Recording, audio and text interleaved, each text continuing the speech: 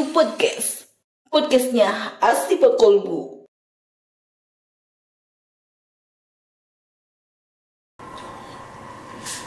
Assalamualaikum warahmatullahi wabarakatuh. Kembali lagi di IceQ Podcast, podcastnya Asifa Kolbu yang disponsori oleh BSI dan Grafindo. Keren. Oke, sahabat Asifa di rumah, hari ini kita kedatangan narasumber yang luar biasa dan nanti kita akan membahas tentunya temanya juga luar biasa.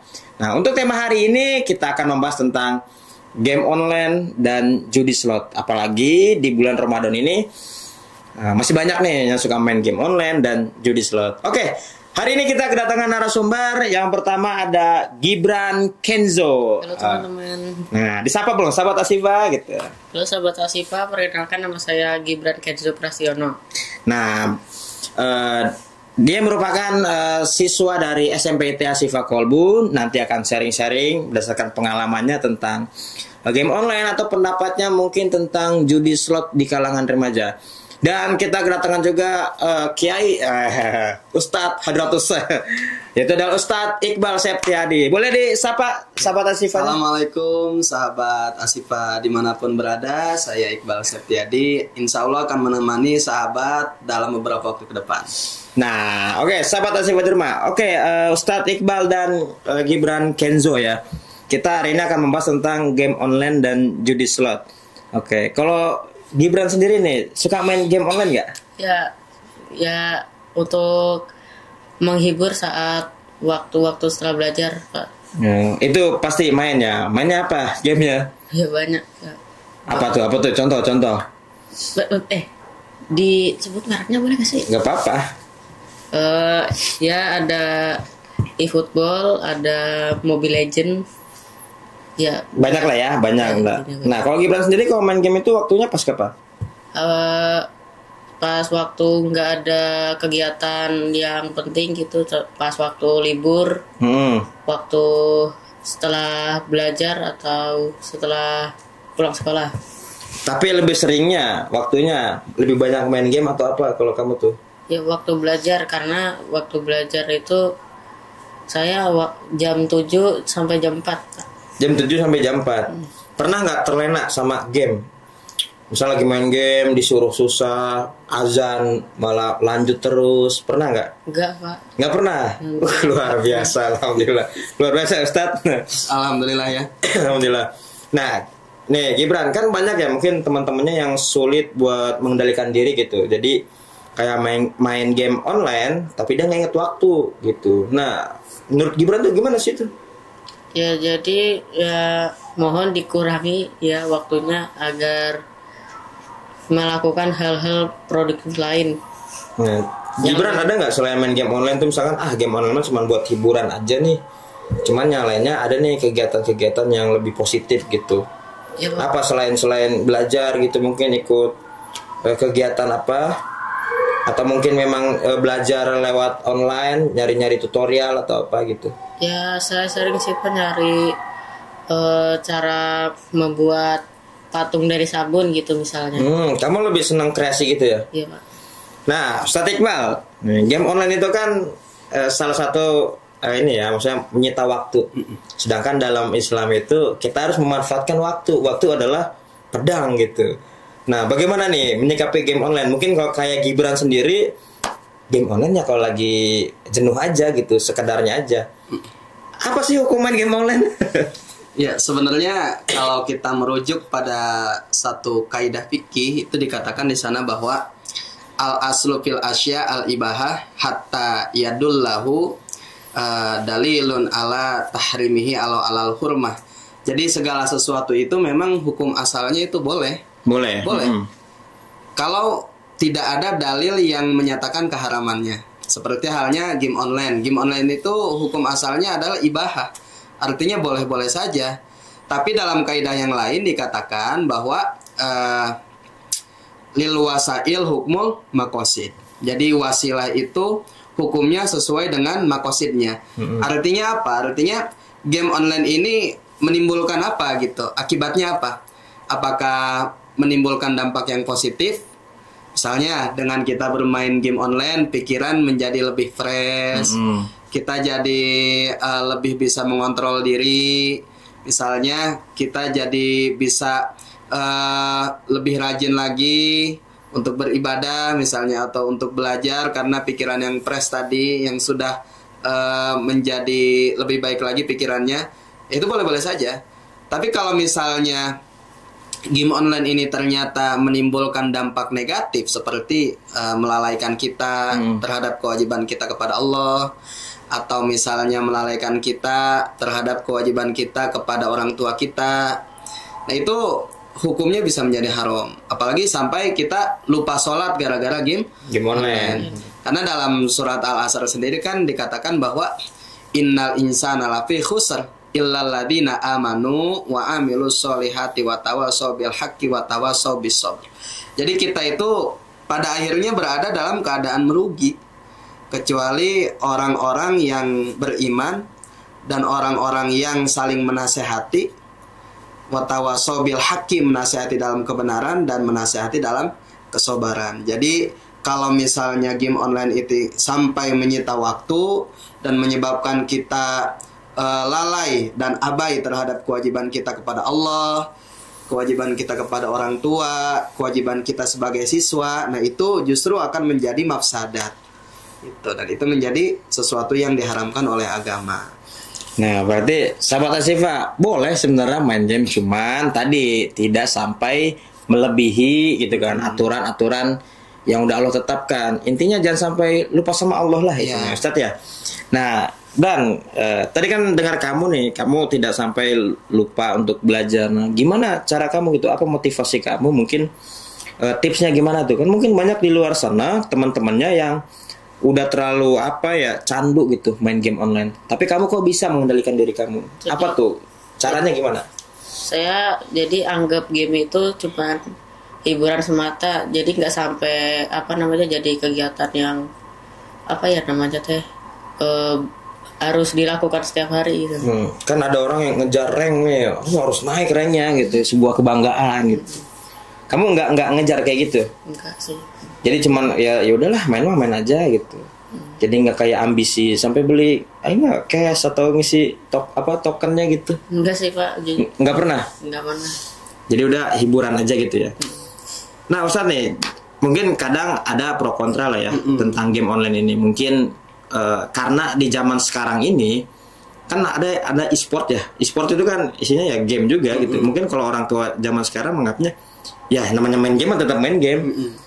Terus misalkan ada anak-anak, saya bercita-cita ingin jadi e-sport. Caranya gimana? Ya main game terus. Nah itu gimana tuh menyikapi itu? Iya, balik lagi bahwa permainan apapun bentuknya itu pada dasarnya adalah ibahah, artinya boleh-boleh saja gitu dimainkan selama tidak menimbulkan dampak negatif dan selama di dalam permainan itu tidak ada unsur perjudian. Nah ini yang perlu kita garis bawahi. Kadang di beberapa permainan ini ternyata ada unsur perjudian, harus pasang uang sekian rupiah misalnya, kalau menang dapat uang, kalau kalah kita merugi. Nah itu jangan sampai permainan itu ada unsur judi seperti itu. Terus tadi bagaimana kalau misalnya saya bercita-cita menjadi seorang atlet e-sport? Nah, itu boleh-boleh saja. Justru itu adalah sebuah prestasi gitu, yang harus digarisbawahi selama tidak menimbulkan dampak negatif, selama tidak menghabiskan waktu kita, selama tidak melalaikan kita kepada Allah, kepada orang tua, dan kepada sekolah. Karena kalau kata Gus Baha, sejatinya hidup itu adalah sholat dan menunggu sholat gitu. Jadi kita sekolah, kita berbakti kepada orang tua, kita bermain dengan teman kita, atau kita bermain game online, itu hakikatnya adalah menunggu waktu sholat gitu. Jadi ketika waktu sholat sudah masuk, tinggalkan. Itu ya. Oke, menarik nih ya. Tapi gimana nih Ustadz ya? Mungkin kan banyak gitu anak-anak yang udah dikasih main HP gitu, game online gitu, pada akhirnya kan bukan dampak yang baik, pada akhirnya dampak yang buruk yang diterima. Contoh misalkan anak SD kelas 1, kelas 2 udah dikasih HP, dia main game. Nah pada akhirnya kan jadi mudorot, karena kalau masih kecil gitu kan seharusnya enggak gitu. Mungkin kan orang tua juga mikir yang penting anak saya anteng. itu daripada anak saya nangis, anak saya ribet. Nah kan ini jadi masalah nih, problem gitu ketika memang anak-anak yang memang usianya ya belum kayak bisa mengendalikan diri gitu. Nah itu gimana tuh? Itu kan parenting juga tuh cara ngasih anak. Mungkin pengalaman punya adik gitu yang candu nih, udah candu banget. Gimana tuh caranya biar ya nggak kecanduan gitu? Iya, mungkin hari ini orang tua itu perlu yang namanya mengerti literasi tentang parenting. Agar apa? Agar orang tua itu dapat memperlakukan anaknya sebagaimana mestinya. Ketika anak ini belum siap dengan fasilitas-fasilitas seperti gadget dan lain sebagainya, sehingga ketika diberi fasilitas itu yang ada anaknya menjadi candu, menjadi adiktif terhadap itu. Nah itu bisa dihindari dengan cara kita memberikan edukasi kepada orang tua, dan orang tua hari ini pun harus sadar akan hal itu, karena memang game online ini pada akhirnya adalah pisau bermata dua. Jadi ada sisi positifnya dan ada sisi negatifnya. Kalau misalnya seperti tadi malah mengakibatkan mafsadat gitu, malah mengakibatkan dampak-dampak negatif terhadap anaknya jadi kecanduan dan lain sebagainya, jelas game online itu adalah satu yang dilarang agama. Karena apa? Karena ad-doror yuzalu. Doror atau mafsadat atau darurat itu harus dihilangkan. Gitu. Jadi jangan sampai perlakuan kita kepada anak ini menimbulkan dampak yang lebih besar gitu. Benar. Jadi intinya kita harus belajar juga gitu kan, mengerti juga. Ketika si anak ini kita kasih fasilitas, toh arahnya kemana nih, lebih besar mana, dominan mana, positifnya apa negatifnya. Kalau Gibran sendiri dikasih HP dari umur berapa? Saya baru akhir-akhir ini kelas 6 gitu. Oh, kelas 6 itu. Alasannya mungkin karena tugas atau gimana? Iya Pak, soalnya kelas 6 itu kan saya kelas 6 kelas 5 itu kan ikut eskul TIK ya. Jadi iya beberapa kegiatan butuh HP gitu. Nah kalau Gibran sendiri megang HP itu suka ini nggak, orang tua tuh ngontrol Gibran gitu, kayak Gibran main HP-nya jangan terlalu berlebihan, atau misalkan explore-nya dibatasi gitu? Ya Pak, dibatasi karena apa? Maksudnya dikontrol waktunya gitu. Oh waktunya. Jadi kalau kamu ketahuan main game terlalu sering itu domelin juga ya. Termasuk gitu ya orang tua kamu ya. Itu luar biasa gitu. Maksudnya udah mengerti juga. Nah menyinggung soal judi nih ya. Judi apalagi zaman sekarang judi itu gampang. Judi itu gampang, di mana-mana juga orang main judi. Bahkan kita ditawarin, dipromosiin itu. Setiap sosial media pasti ada iklan judi. Nah kalau misalnya zaman sekarang kan banyak ya, jangankan orang-orang yang dewasa main judi, sekarang anak SMP juga udah bisa main judi gitu. Kamu sempat ngeliat nggak isu-isu anak SMP main judi slot gitu? Pernah sih Pak. Nah atau mungkin teman-teman kamu udah pernah main nggak? Udah alhamdulillah enggak Pak. Alhamdulillah nggak ya, lingkungannya baik. Atau pernah nggak ngeliat temennya main judi pada akhirnya kalah ngejualin barang-barang orang tuanya gitu? Alhamdulillah nggak pernah. Alhamdulillah nggak pernah ya. Kalau Gibran sendiri nih menanggapi judi slot di kalangan pelajar, kan banyak nih pelajar yang main judi. Menurut kamu gimana tuh? Menurut saya itu tindakan yang menguras waktu dan harta. Menguras waktu dan harta. Tapi kalau menang kan nggak menguras harta, dapat kita. Ya dapat dosa Pak. benar. Oke Ustadz nih, dari sisi Islam sendiri, mungkin dari zaman Rasul judi udah ada. Definisi secara Islam apa nih judi itu? Ya memang sebelum kita menghukumi satu permasalahan atau mentasdik satu permasalahan, kita itu perlu mentasawurkan terlebih dahulu. Perlu kita definisikan secara jelas apa yang dimaksud dengan judi. Nah, dalam sebagian keterangan dikatakan bahwa judi itu kan ada dua frase yang digunakan ya. Kadang disebut maisir, kadang juga disebut kimar. Nah itu sama saja. Dalam satu keterangan dikatakan kenapa disebut maisir. Maisir itu berasal dari kata yasaro. Yasaro itu kan artinya gampang. Artinya penamaan judi dengan istilah maisir itu karena apa? Karena orang memperoleh harta tanpa harus berusaha gitu. Jadi dengan cara yang mudah. Itu makanya kenapa judi itu disebut maisir. Itu secara etimologi, bukan secara terminologi. Namun dalam terminologi yang lain, dalam termin yang lain dikatakan bahwa judi itu adalah la'bun bainal mutanafisina ala malin yujma'u minhum wa yuza'u alal faiz wa yuhramu al khosir. Jadi judi itu adalah permainan yang dimainkan oleh beberapa orang yang berkompetisi di sana terhadap satu harta atau uang yang dikumpulkan, yang mana orang yang menang itu akan mendapatkan uang tersebut dan orang yang kalah itu tidak akan mendapatkan uang tersebut, terlepas apapun bentuk permainannya.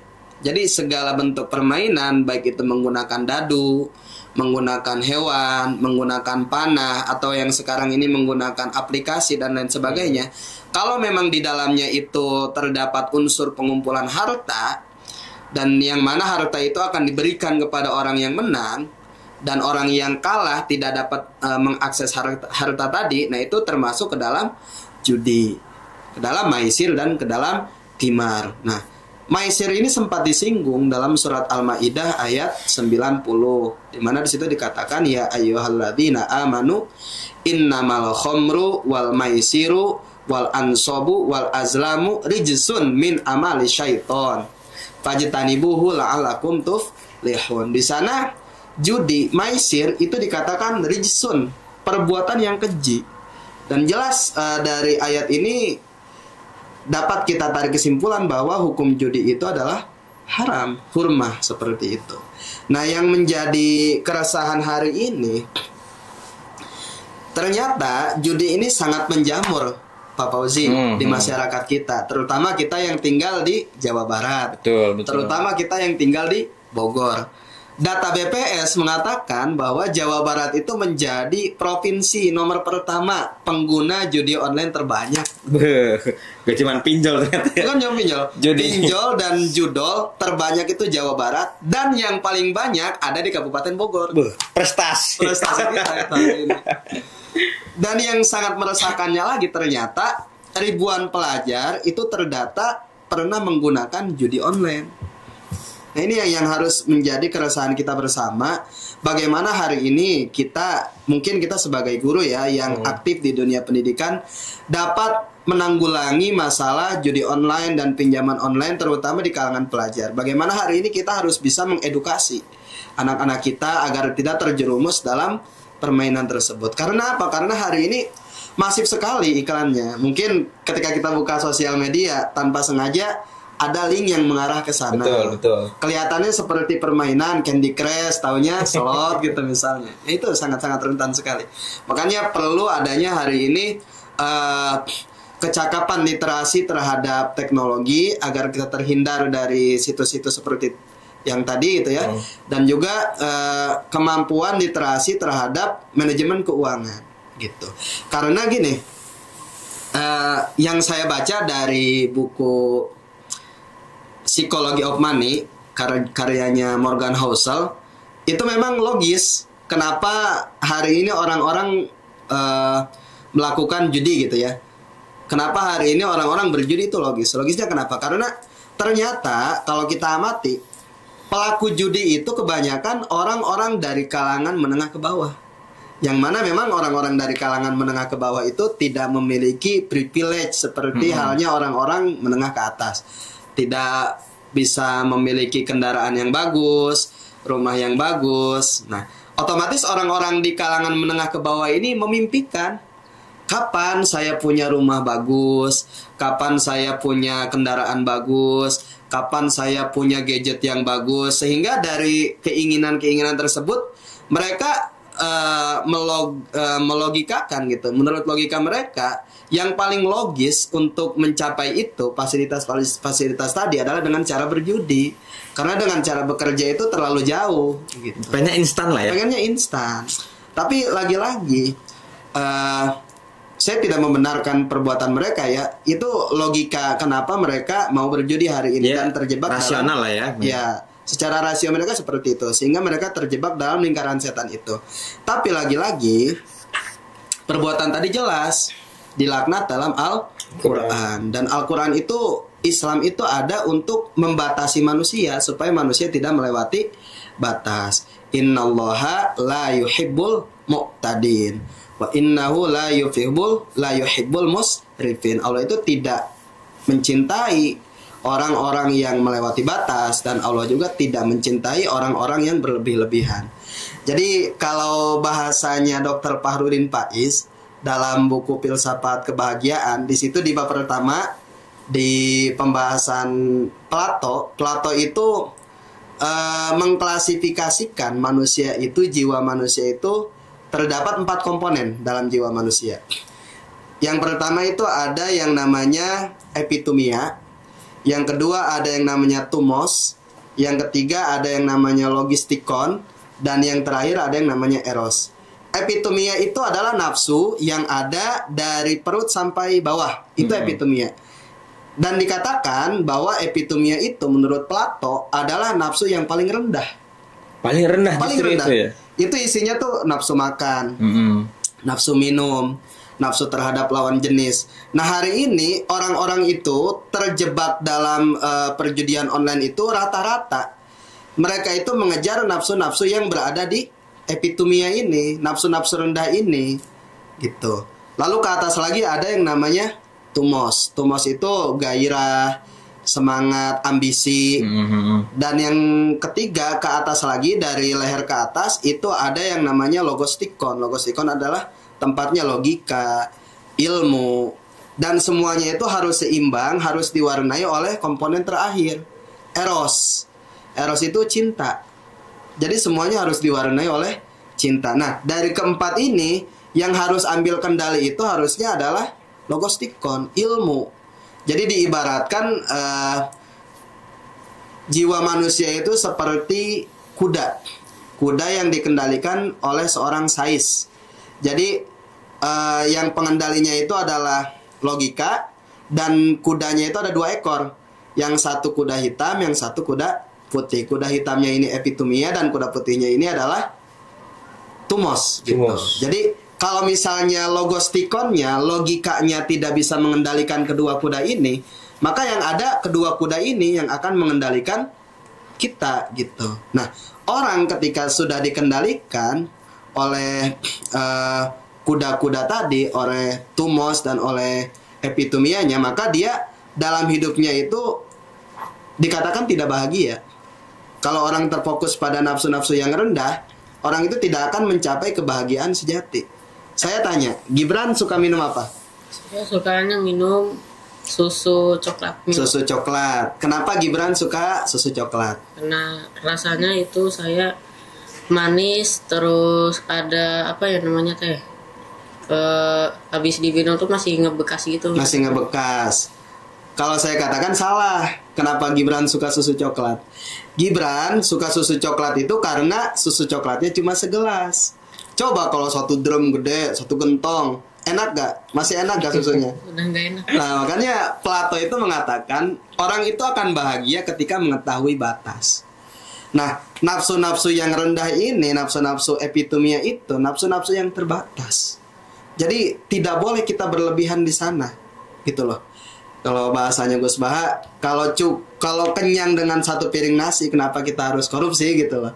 Kalau kenyang dengan 1 piring nasi, kenapa kita harus judi, nah gitu. Jadi orang itu akan bahagia ketika mengetahui batas. Yang penting cukup, jangan berlebihan. Makanan kita terpenuhi, minuman kita terpenuhi, terus hasrat kita kepada lawan jenis terpenuhi melalui menikah. Nah, sedangkan hal-hal yang berada di ranah logostikon itu tidak ada batasnya. Maka kenapa dikatakan orang yang fokus pada kepala dari leher ke atas itu adalah orang-orang yang memang dia merasakan kebahagiaan sejati. Karena di ranah itu tidak ada batas. Kita tidak dibatasi untuk belajar. Bahkan dikatakan dalam satu keterangan, utlubul ilma minal mahdi ilal lahdi. Jadi carilah ilmu dari sejak kamu lahir sampai kamu meninggal. Mungkin begitu Pak Fauji. Ini luar biasa ya, ilmu banget ini, luar biasa. Gimana Pak Bran? Tercerahkan? Ya, alhamdulillah. Menarik sih tadi tentang banyak aspek gitu kan, yang akhirnya mengubah pola pikir orang sehingga bisa main judi gitu. Jadi sebenarnya pikirannya begini. Dan memang permasalahan orang yang main judi itu di pola pikirnya, yang tadi disebutkan gitu. Mungkin karena mengikuti nafsu yang memang terbatas gitu. Nah mungkin gimana nih Ustadz caranya supaya kita bisa mengedukasinya gitu, merubah mindsetnya supaya memang mereka itu ya berpikirnya nggak cuma instan gitu, semua butuh proses. Kan yang menjadi permasalahan tuh kadang kita pengen kayak instan sehingga judi dilakukan. Dampak jeleknya dari judi online, kita akhirnya mungkin pernah menang ya, karena kan itu saya pernah lihat podcast juga. Itu diatur sistem menang ya kan. Kita pernah menang biar kasih bahagia dulu nih. Akhirnya candu tuh. Ketika candu ngaruh lah. Tadinya aduh nggak ada duit lagi, minjem lah duit. Mungkin dari pinjaman online atau minjem ke temen nih. Tolong dong, lagi rusak nih motor. Agar silaturahim tidak terputus ya. Pinjam dulu 1 juta gitu kan. Nah ini yang jadi permasalahan. Akhirnya ada dampak ke lingkungan sekitarnya. Nah jangan sampai yang pernah kita dengar, dari judol dia ke pinjol, dari pinjol akhirnya jual rumah, bahkan jual ginjal. Lebih parahnya sampai jual rumah orang tuanya. Gitu. Ini kan sesuatu yang apa ya, ya nggak bagus lah gitu, jelek gitu bagi kita dan yang harus dihindari lah. Bahkan ada gitu orang yang mungkin sudah berkeluarga, sudah menikah, jadi terjerat itu dari judol dia ke pinjol, minjem duit sana sini, ya akhirnya dia jual barang-barangnya. Ini kan kekeluarganya jadi bermasalah juga, mungkin akhirnya terjadi perceraian gitu. Nah gimana nih cara kita buat mengedukasinya? Apa yang harus kita punya, khususnya Gibran juga nih, prinsip apa yang dia punya supaya tidak tidak terbawa arus itu judi online? Ya mungkin yang perlu ditekankan hari ini adalah bagaimana kita dapat mengedukasi masyarakat terkait literasi manajemen dan literasi keuangan seperti itu. Jadi masyarakat itu harus mengerti mana hal-hal yang bersifat doruriyah, hal-hal yang bersifat pokok, mendesak, mana juga hal-hal yang bersifat taziniyah yang hanya sebatas hiasan dan lain sebagainya. Jadi hari ini masyarakat itu harus mengerti ada kebutuhan primer, ada kebutuhan sekunder, dan ada kebutuhan tersier. Nah, rata-rata ternyata orang itu melakukan judi, yang dikejar itu bukan kebutuhan primernya. Kebutuhan primer dia sudah terpenuhi, makanan dia ada, tempat tinggal ada, baju ada. Tapi apa yang dikejarnya adalah gaya hidup. Nah ini FOMO ikut-ikutan itu ya. Nah ini yang harusnya mulai jadi keresahan kita. Kenapa hari ini paradigma hidup masyarakat itu ternyata mengikuti standar TikTok.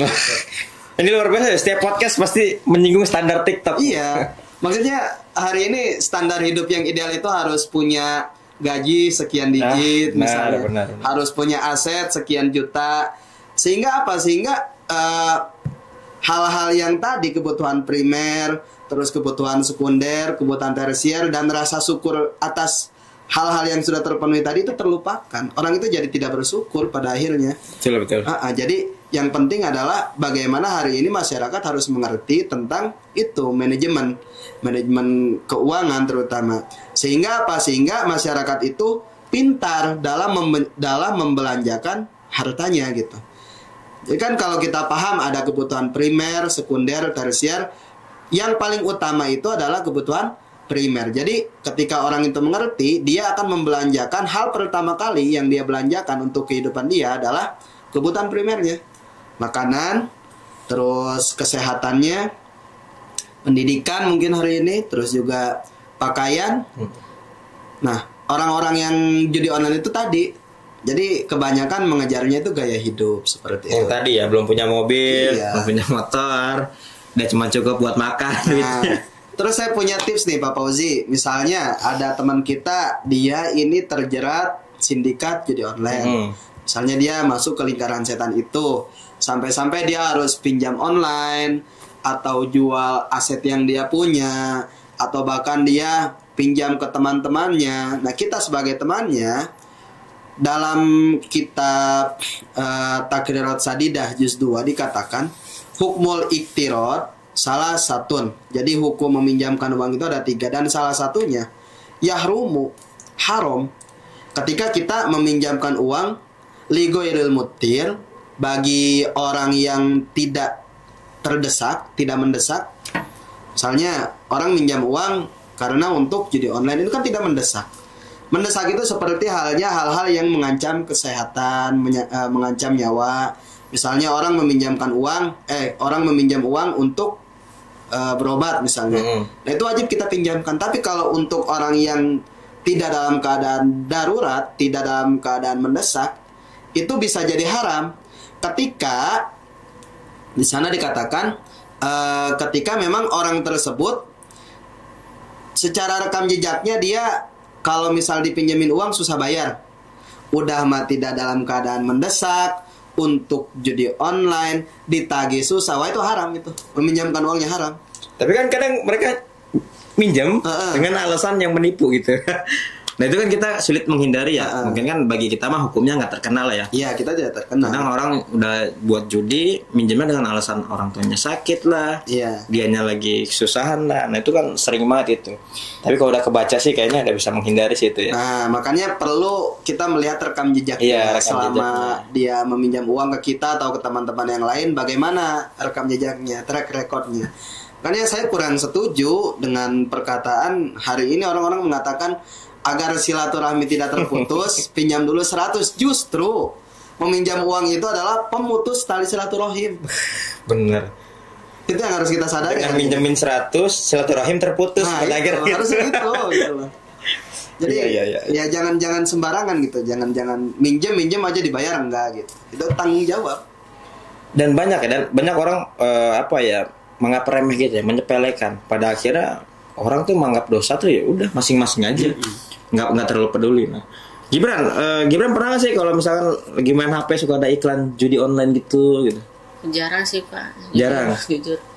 Mungkin kalau misalkan nemu, wah penasaran nih. Itu juga di WA juga suka gitu.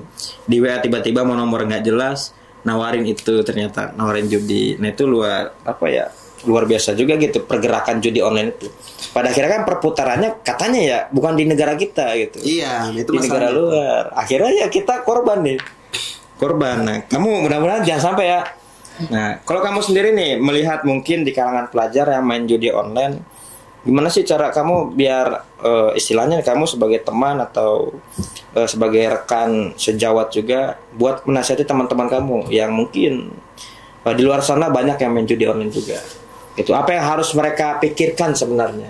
Ya, pertama kita disadari dulu gitu. Disadarin terus ngasih tahu dampaknya apa dulu. Kalau mereka emang istilahnya tuh ngeyel lah, susah dibilangin nih. Terus ya udah biar dia ngerasain dulu baru ya paling lambat laun mereka mulai berhenti.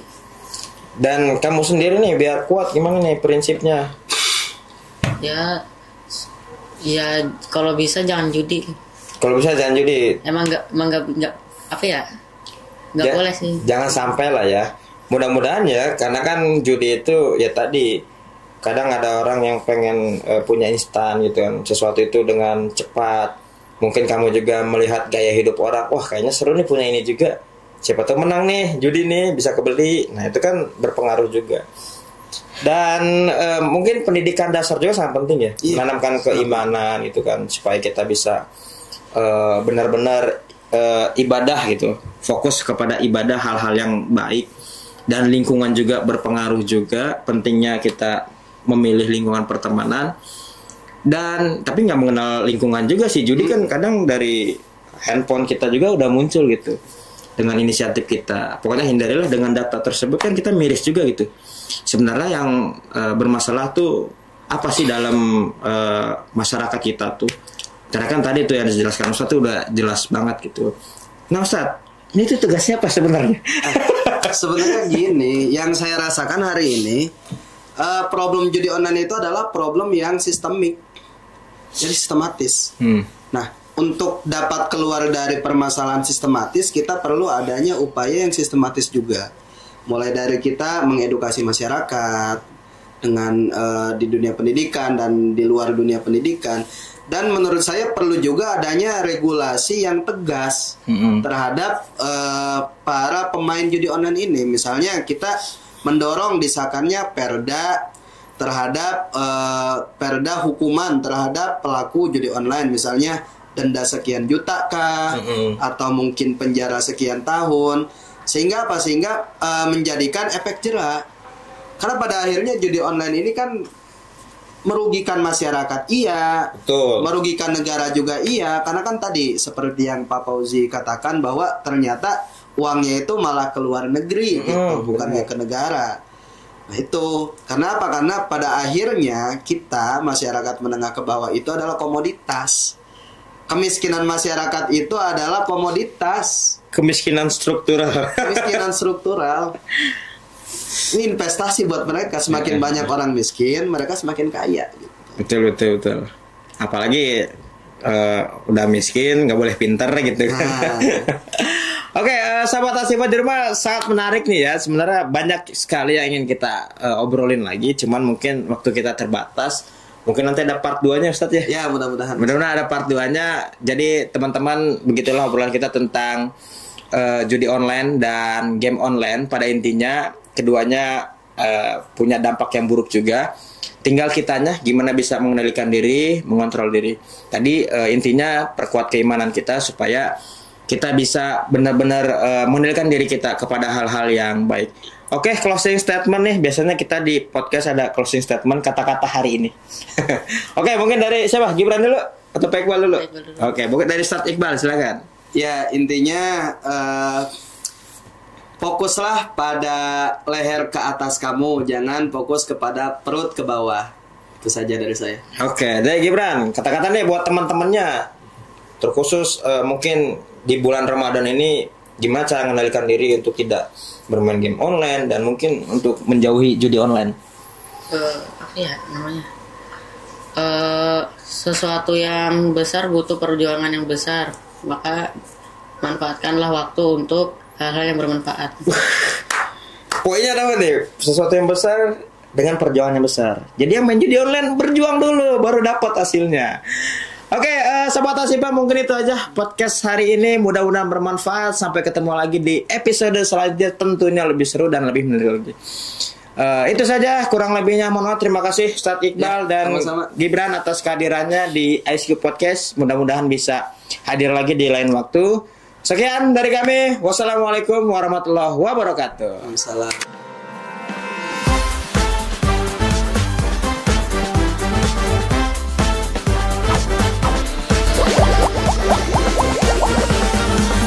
IceCube Podcast. Podcastnya Asifa Kolbu.